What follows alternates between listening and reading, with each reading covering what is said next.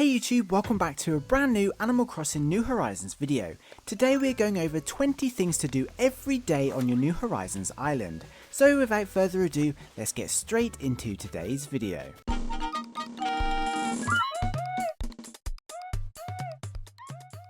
So this video has been requested a bunch over on my Patreon, so we're going to run down 20 things you can do every day around your island. We'll go over some of the basic tasks you should already be doing, as well as some other things you can add to your daily routine to increase the amount of bells you earn and recipes you find, as well as covering pretty much all what New Horizons has to offer on a typical day.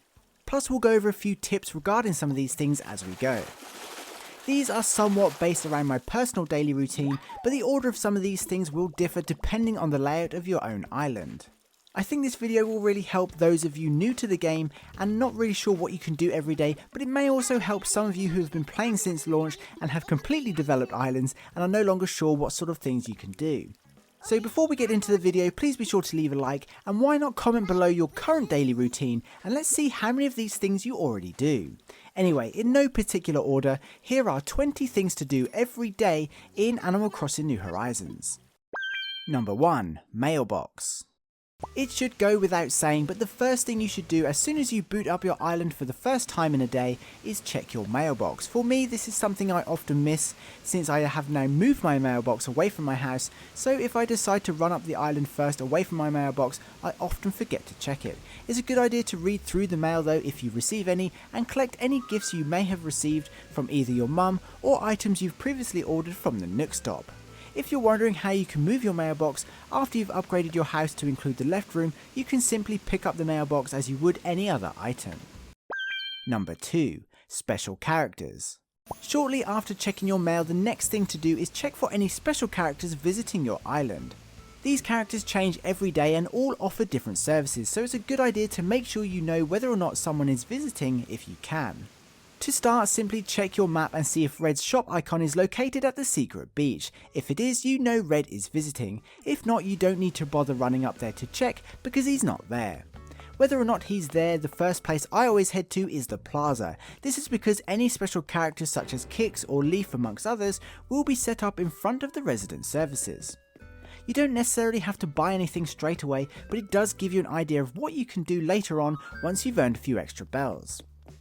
A special character visits our islands every single day, so if Red isn't at the secret beach and no one is at the plaza, it means you have a character visiting who randomly wanders around, such as Flick or Sahara. You'll probably bump into these later, but at least you'll know to keep an eye out. Number 3. Fossils. Now the first proper daily task you can do is a fossil hunt. It's a good idea to spend a few minutes running around your island searching for any dig spots on the ground that contain fossils. Every day you should have 5 or 6 new fossils spawn on your island, assuming you found all the fossils from the previous day. It's as easy as standing next to a dig spot and digging them up. Personally, I don't do any more with these fossils until I think I've found them all, but more on that later. Number 4. Bottles. As part of a daily routine, it's a good practice to do things that will help you progress in the game if you want to. These are things like earn more bells or find more furniture items, and one of the easiest things to do is find a message bottle. Message bottles randomly wash up ashore, so all you need to do is head to the beach and run up and down your shoreline until you find a bottle. Inside will be a lovely letter from a faraway villager and an attached DIY recipe. Depending on how long you've played for, the recipe will likely be for a new item. It is possible to get 2 bottles per day per player, but they do seem to spawn 12 hours apart. Unfortunately, it seems some players are unable to find second bottles, so there's most likely a luck factor involved in the game, probably influenced by feng shui or something like that. But you'll definitely get at least 1 bottle a day. Number 5. Shells. Another thing you can do at least once per day is collect shells. These are a good money maker and it doesn't really take very long to do. In fact, you can collect all the shells you see while you're running around searching for your message bottle. Although you can sell these shells for some quick bells, it's better if you save up a bunch of shells and craft a load of shell items, like the shell table or the shell bed for example, and sell those instead. And more often than not, the furniture items themselves will earn more money than selling the shells individually, but it's personal preference. It's also a good idea to do this now throughout the summer, as there's a shell seasonal crafting material called the summer shell, which is also spawning along the beach in the northern hemisphere. Number 6. Glow spot. The next thing that is a super easy task to include in your daily routine is to find the glow spot. This is a glowing dig spot that spawns once a day somewhere randomly around your island. It's pretty cool because once you've found it you can dig it up for some bonus bells. You can either keep the bells and buy something nice later, or invest them by burying them again and growing a money tree. Typically you'll only ever dig up 1,000 bells from a glow spot, but something you may not know is there's actually a 2% chance you'll dig up 10,000 bells and a 1% chance you'll dig up 30,000 bells. So even if you see a dig spot but you're busy doing something else at the same time, it's worth running over to it and digging it up. Furthermore, glow spots spawn once a day for every single player on your island, so if you have multiple residents you can find multiple glow spots, which is pretty cool. Number 7. Money Rock. We will get into some more in-depth daily tasks later in the video, but there's actually quite a lot to do on your first rounds of the day. Something you should do pretty early is hit all your rocks, which allows you to collect a bunch of extra crafting materials, but also find the money rock, which if hit accurately can earn upwards of 16,000 bells, which is a nice little earner. Of course, rocks are positioned randomly around your island and spawn in random locations if smashed, but I highly recommend making a rock garden if you can, because it makes the task of finding the money rock much less tedious. I made a video on how to do this if you're interested. Number 8. Assess fossils. By this point my pockets are sometimes getting quite full, especially if I've been lazy the day before and not emptied them, so it's time to head to the museum and get all these fossils appraised so we can make some use out of them. It's best when talking to Blathers to select all the fossils you found and appraise them all at once. It won't take long for him to tell you whether or not there's something you've just found that the museum needs. Of course, if there is, I definitely recommend donating it. If not, you can either sell them or gift them to villagers to help boost your friendship. Number 9. Shake trees. Now you've made some space available in your pockets and you've most likely ran around your entire island at least once doing the basics, something extra you can do is shake all the trees on your island. This is because every single day 2 furniture items spawn in trees, and who doesn't like free furniture? Again, this is great for expanding your catalogue or finding extra items to sell or give away.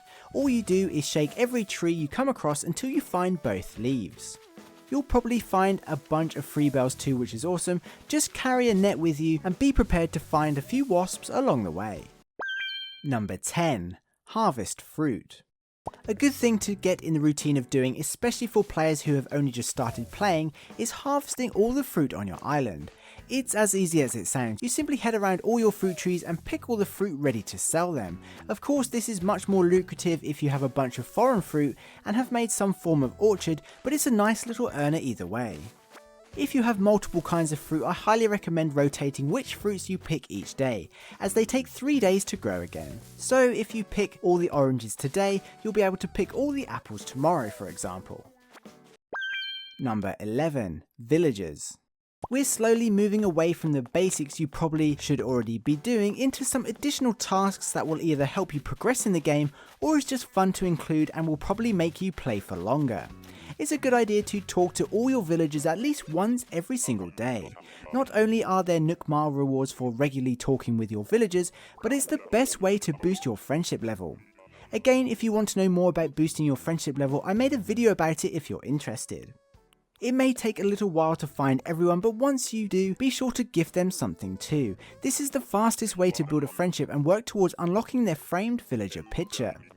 If you can be bothered, and believe me, some days I can't, the best and easiest thing to gift them is a gift wrapped foreign fruit basket. They'll love it, it doesn't cost anything really, and you'll get bonus points for its value. Number 12. Villagers crafting.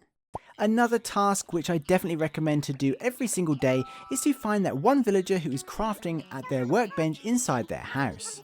You'll probably do this while running around speaking with all your villagers anyway, so it's pretty easy. Every day up to 3 villagers can be found crafting, and if you speak with them, will of course give you a DOI recipe. Just like the message bottles, there's a good chance it's a new recipe, but if not, take the duplicate anyway. You can either sell it or trade it with friends later. The villagers rotate who's crafting every 3 hours from the moment you log in for the first time that day, so be sure to repeat this a couple of times a day until you've received 3 different recipes. Number 13. Campsite. Once you've ran into some spare time, it's a good idea to chill out for a minute and check the campsite. Most likely the campsite will either be empty or include your arch enemy, but if you do have a visitor, there's a small chance that someone will have stopped by who you can potentially move in. Even if the campsite is empty, I recommend using some amiibo if you have some lying around, and invite an animal anyway using the Nook Stop. There's a good chance you'll get a bonus DIY recipe from them, but it's also a cool way to kick back and play some mini games. Number 14. Resident Services. With all the obvious and basics out of the way, it's now time to start working your way around the buildings and special characters. I recommend to stop by the resident services first, plus if you're planning on inviting a villager to the campsite using an amiibo, you can do a few extra things while you're there. The first is to check the recycling bin. Every now and then a few items will turn up which you may find useful. Typically you'll want to keep an eye out for anything you may not already have, or things you can claim and then sell later. While at the resident services, you should also check the Nook Stop for some of the items that get refreshed every day. This is the only place to purchase KK Slider songs, so I always personally buy that. This can be done through the Nooks shop app once you've unlocked it, but you'll miss out on the daily Nook miles, so it's always best to check in with the physical machine if you can. The final thing you'll want to do while at the resident services is check in with Isabelle and check what your latest island rating is. If you're actively designing your island layout or regularly terraforming, it's worth checking the feedback Isabelle gives you to make sure you're still heading for a 5-star island if that's something you're working towards. Number 15. Nooks Cranny.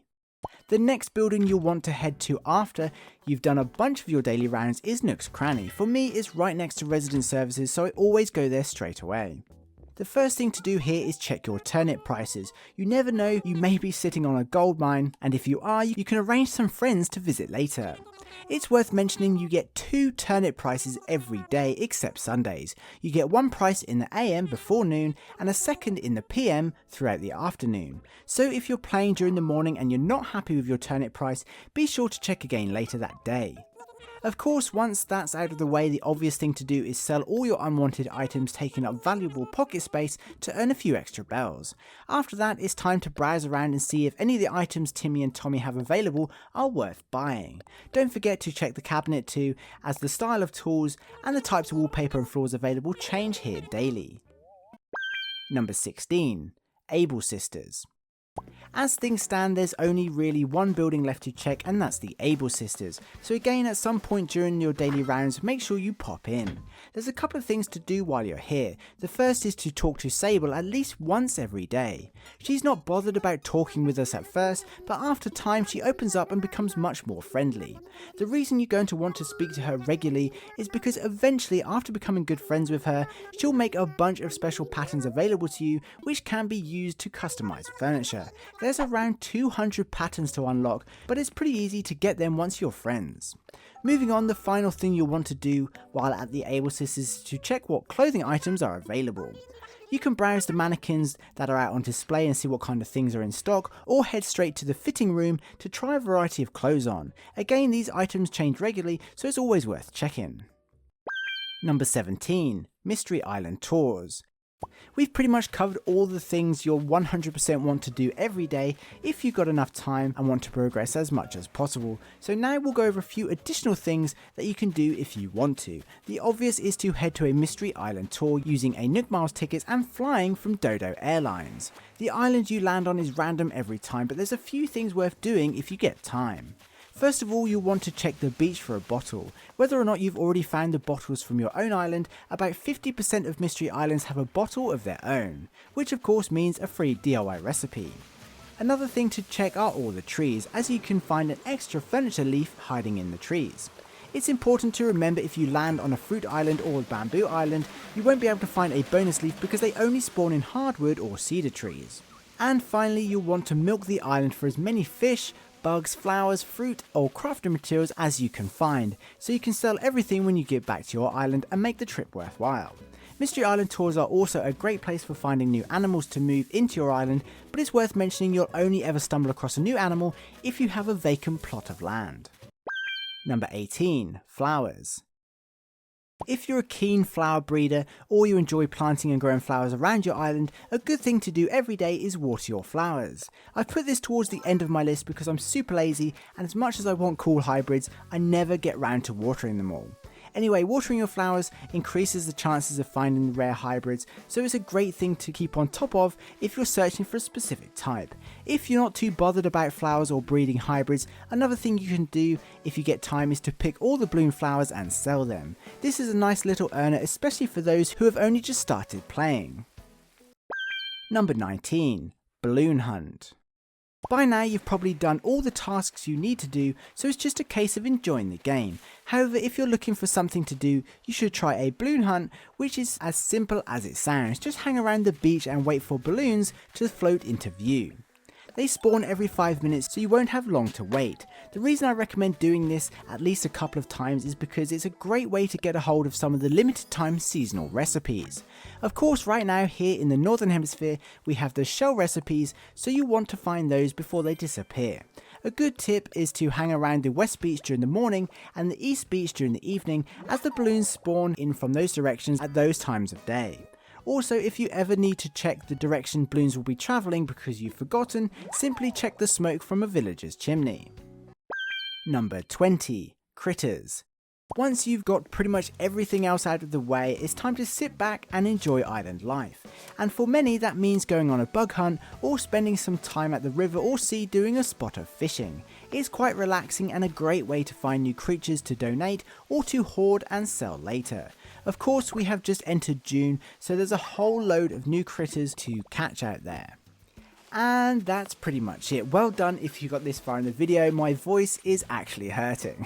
So that was 20 things to do every day while playing Animal Crossing New Horizons. Of course, everyone plays differently and I probably forgot a bunch, but I think it gives you a good idea of the sort of things you can do if you're struggling to find ideas, or if you're not sure what direction to take next. But what do you think? Did I miss a task that you do every day? Let us know in the comments. Anyway, for now, that pretty much wraps up this video. If you're an Animal Crossing fan, don't forget to subscribe so you don't miss out on any New Horizons news. Until then, I'd like to give a special thank you to this channel's Patreon supporters, as well as this channel's members. You guys absolutely rock. If you'd also like to support this channel, the links are in the description. I've just uploaded a new smartphone wallpaper guide for this month's Critters, which is available for all supporters amongst a bunch of other rewards. Don't forget to head over to our Discord server too. It'd be really awesome to see even more of you over there. And of course, if you've got this far in the video, please comment daily just to let me know you did. That would be super awesome. And please be sure to include what other things you do every day, no matter what. I'd love to know. Anyway, I hope you enjoyed this video and found it entertaining. Please be sure to leave a like if you did. Thanks for watching. I hope you have an amazing day. Stay safe, and I'll see you in my next video. Peace.